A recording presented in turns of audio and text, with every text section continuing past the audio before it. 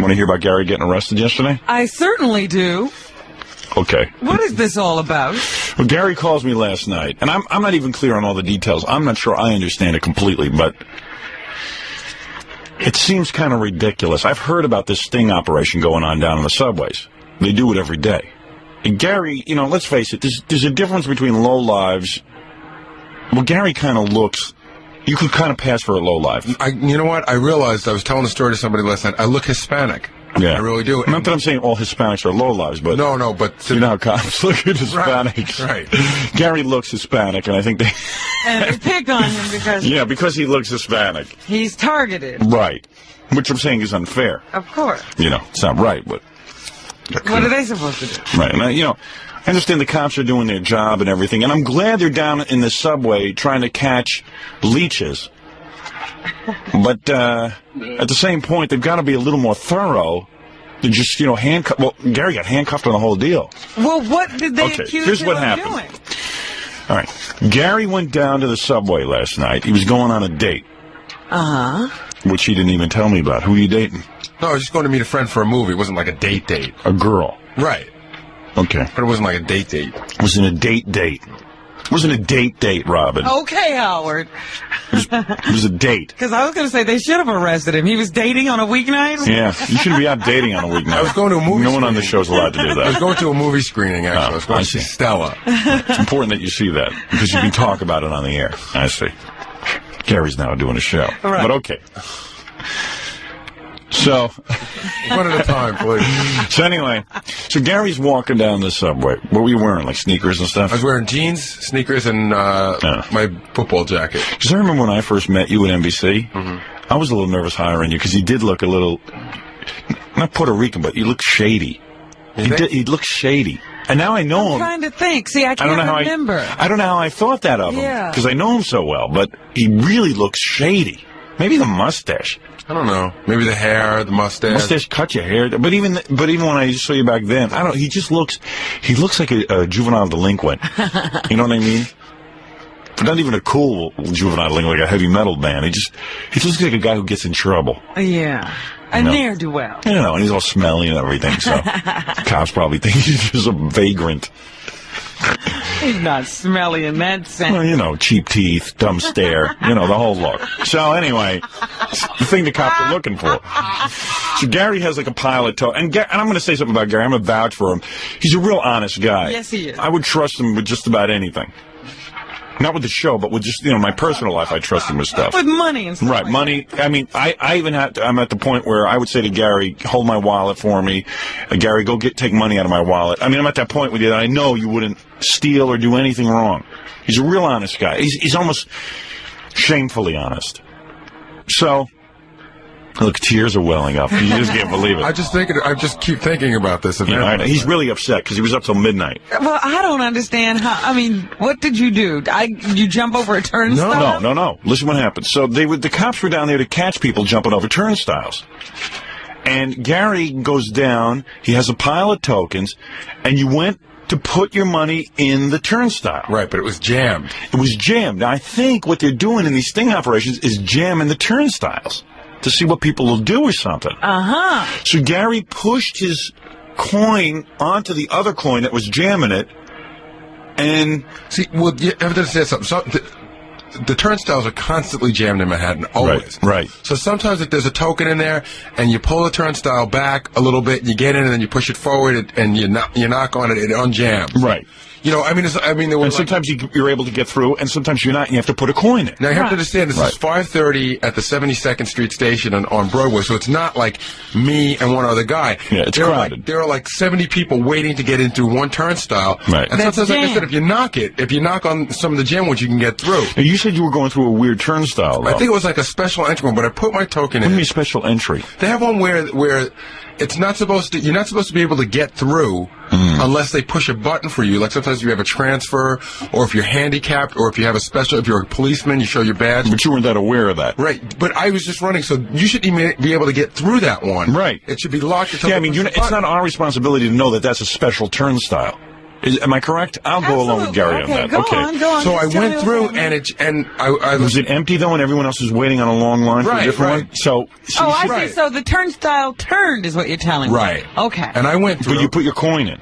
I put my coin in one. I put my coin. You know, it all happened so fast. I still really am confused about it. But I know I had my token in my hand. I tried to put it in one. I went through, and my token didn't go in. It came out again, and I had it in my hand. And that's when the cop came and grabbed me.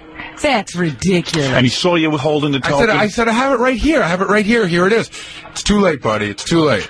And then they, listen to this, they threw him up against a wall, right? No. The policemen were very, very nice, except for the fact that they wouldn't listen to a word I had to say. He said that's why there's judges, which is true. So they they're not supposed to listen. But I think at some point you say to yourself, well, wait a second, this guy's pretty upstanding. He's got a token in his hand. He's trying to, you see him trying to jam the stupid thing in, and then... Although, why were you trying to jump you were jumping the line in this. Why do you think everyone else was waiting on the other line? Everybody was trying to go through all of them. You know, people would go in. So there were other people going through it, too. Right. And they were putting money in. Or trying to put the token in.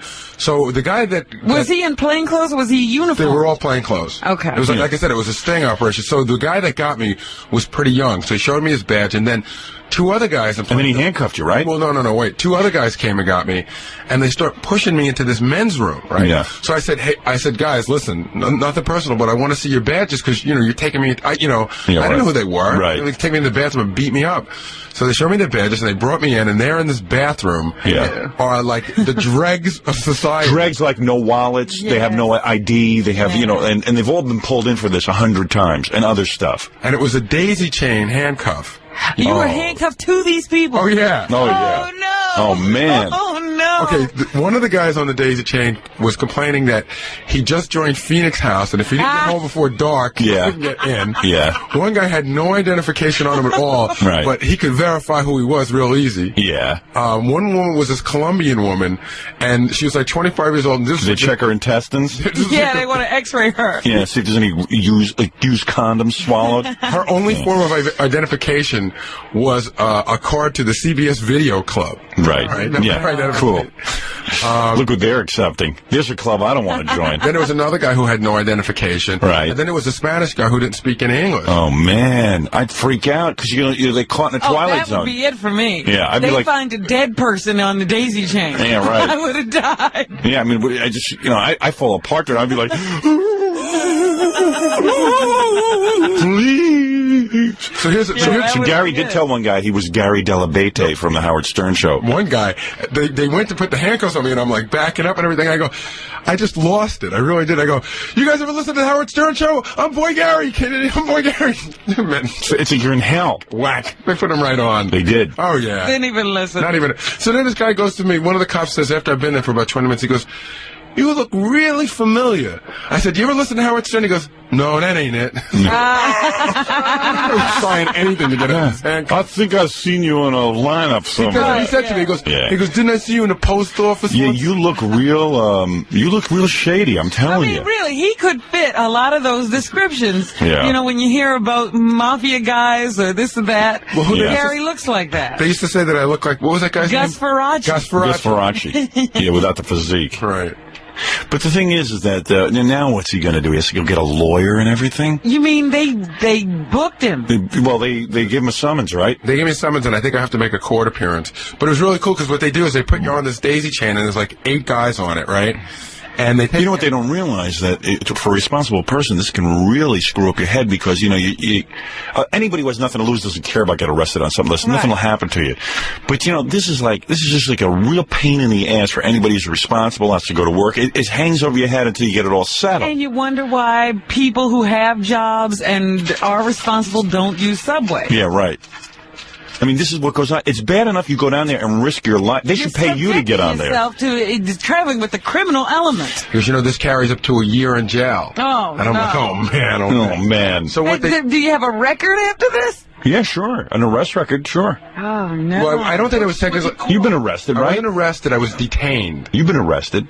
I am. Yeah, right. What is this petty larceny? No, wait a second. I have the ticket right here. Yeah, it can't be... Let me see that. Only a misdemeanor because it's not $50. Fare evasion. And then on the bottom, look what they wrote when they actually give the description of it. It's $50. It's not the money. It's just I don't want it on my record. Observed respondent manipulate, wheel, and illegally enter system. Oh, you're your character. You manipulate the wheel. But wait a second, I got to tell you what happened. So Where's the cop's name? It's on the bottom, somewhere. But see, that's the kind of thing where it says, on those applications, have you been ever had arrested? any brushes with the law other than traffic violations? And you got to write that in. You're not supposed to ask that anymore. Oh, they're not? But can I just tell you You something? can't ask that anymore? Not supposed to. Yeah, What they kind should. of a world is that? I'm not hiring somebody without finding out if they've been arrested. That's right. If I saw this, I never would have hired you. I didn't know you were this kind of person. They put me handcuffed on this like daisy chain thing, right? And then they take everybody's name and they go and call them in, and then they decide who stays and who goes. And like, Although it sounds to me like you were doing something a little bit weird. Like, I mean, I just couldn't get through. I mean, I was in a rush, but there was a token in there, and I was trying to push one in, and I've done that a million times, though. Sure, you go and you jiggle the thing. Yeah, right. right, because they're But don't you think you were kind of like set up? Well, yeah, They probably jammed it. I just feel that they were doing like everyone else really was jumping and stuff. So I think I just kind of fell through the cracks. And then details of violation. Observed respondent manipulate wheel and illegally enter system. I mean, how can you win with that kind of Yeah, description? because basically he's right. Yeah. What should he have done, though? What should he have done when he was being arrested? No, but I mean, you went through. Yeah, what's the legal thing to do? When it's jammed up, you're supposed to go back? Oh, you're supposed to turn around and say, "Oh, it didn't take my token." Did you ever try to get in touch with a woman locked inside that glass, bulletproof glass booth? You can't get in touch with anybody They down won't there. talk to you when you're buying tokens. No. We used to go down there and ask them if we brought a 20. The only time they would talk to you is they'd yell at you for giving them a 20 Remember how that woman used to yell at us? because they're such schmoes they can't even figure out the exact change to give you. Why are you bringing a 20 in here for? Wait, I have to tell you I'm something. trying to really read the funny. cop's name, Joseph. Well, he's just And he's a paisan. no, he wasn't. Was he? Burbly Gliglia. It ends in an IA. Nobody was caring about anything. Bin Bigliglia. It was like a supermarket. Did you tell him you were, No, it didn't matter. You didn't start speaking Spanish. No, but can I just tell you? Did you speak Spanish? So half these people that are on this daisy chain, after they call their names in, they all get put on the truck Right. because they all have outstanding. Oh, I'm sorry. Wait a second. They all have- What is happening? I'm having trouble with the mics. Yeah. They all have like half of them have done it a lot of times, and half of them have done other things, and they just happen to be getting caught for jumping the So turnstile. Gary's all freaked out. So I guess what Where we did should he do. call you from? Home.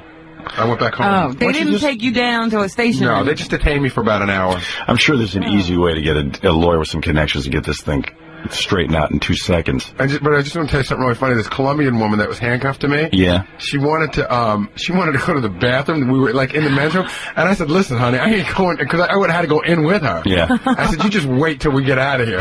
Oh, man. I wouldn't say anything to anybody on one of those lines. They were all really weird people. I mean, no one, Yeah. we weren't talking to each other. Let's put it that way. Yeah, right. 8 people like all looking different ways. Yeah, and everybody saying they're innocent, and you're really innocent. Except for the one guy from Phoenix House. He kept going, "I have to be back at Phoenix House before dark, or they won't let me in." But see, that's the problem, like when you go to a mental institution Yeah. and you do the appropriate thing for a normal person to let people know you're sane, And it you doesn't sound make- yeah, crazy. you sound crazy. Excuse me, I'm normal. Yeah, they're Yeah. all saying that. I've already got a lawyer. Who's your lawyer? I don't know, but it's a guy. He doesn't want his number out in there, but he said the same thing happened to him. No. Uh-oh. Oh, he Well, just wants to discuss it with you. Yeah, right. maybe we'll What's your call. tactic? Maybe we'll get Dominic Barbara. Yeah, he Yeah, should know I am calling somebody. Dominic. He might be the guy to get. He may not be the guy to do it, but he knows Yeah. the people to do it. Yeah, he might be the He'll guy. get you divorced from the system. He's the show lawyer. So I didn't have enough money to pay a speeding ticket on Staten Island and got arrested. And since my buddy couldn't get home and get money and get back to Staten Island by 5 o'clock, which is when they closed the local jail, yeah. I got transported in one of those vans that has a window about 2 inches square. Yeah. It actually has bars in the. Yeah, that's pretty frightening. I was handcuffed to 2 guys. Were you scared? Murderers, I had a speeding ticket, and there were murderers. I mean, the Murderers. one guy, I swear to God, one of the guys, because we went around different parts of the city picking up people in this thing and to bring them all to Brooklyn House of Detention.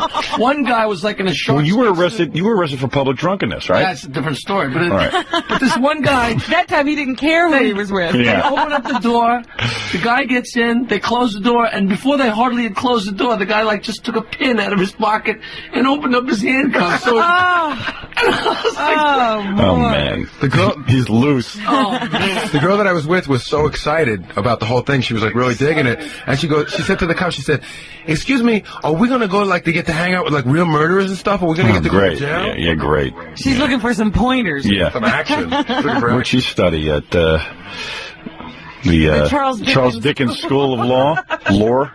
Because I once had the same incident what Jackie's talking about. We were caught doing 115 miles an hour upstate New York in a car. Yeah? And my friend was driving, and they left me and my other friend on the side of the road, and they hauled him off because we didn't have any money. And they took him to a garage, like this guy was Andy Mayberry. Yeah. The judge up there was Andy Mayberry. He did it from his house in his garage. He has like a little desk in his garage. And the cop brought him into the garage and told us to go back and fleece our friends, get as much money as we could. And we just handed it over to the guy, and then they let us go. They just fleeced us for as much money as they could get. Oh, yeah, that's what they do in those small towns. We were left on the side of the road for about an hour and a half, 2 hours, thinking our friend was dead. They ask you how much money you've got, and then they tell you what to find. Yeah, right. And it was everything we had. And then we had a panhandle out of Howard Johnson's to get gas money because nobody had a credit card. Oh, man. Polo's not fit for decent people. No. Although we were doing 115 miles an hour. Yeah, that was wrong. Yeah, it was wrong. And the guy was on speed. But this was in college, and I didn't know. I wasn't on speed. He was. He was wired. But what were you doing in a car with a person doing 115 and you weren't screaming? Oh, yeah, we were yelling at him, but he was on speed. He was up for 3 days. He couldn't calm down. He was pulling hair out of his head. All right, listen, we'll be back right after this.